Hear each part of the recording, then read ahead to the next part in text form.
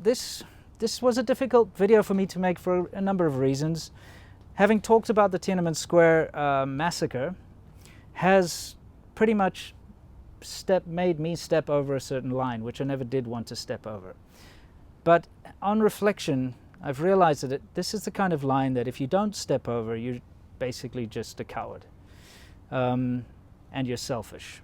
The reason I didn't step over it in the past, the reason I haven't talked about these things in the past is because I didn't want my life in China to come to an end. As a young man, and I'm sure you've seen my videos, you can tell that I was really living the life, enjoying myself, drinking and having fun and the lifestyle, the messing around and the girls and the everything else, you know. I was selfish. I wanted my life to continue.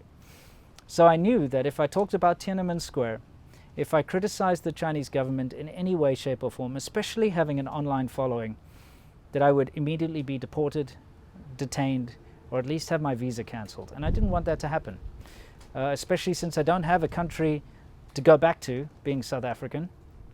And South Africa is a far worse place than China to live, I can tell you that much at the moment, other than, of course, the weather and the food.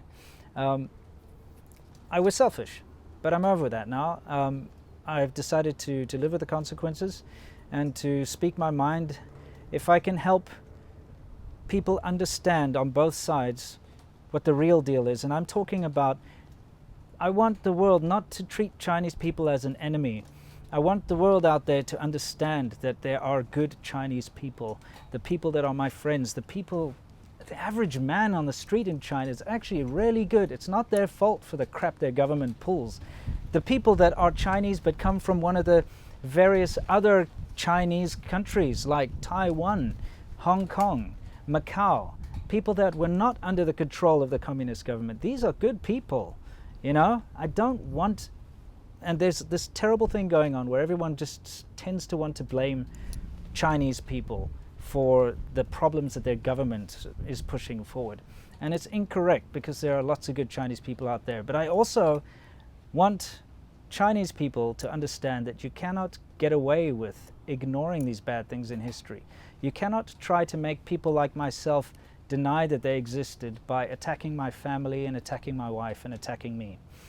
Because that's not going to ever stop the truth. And the truth will out. Anyway, guys,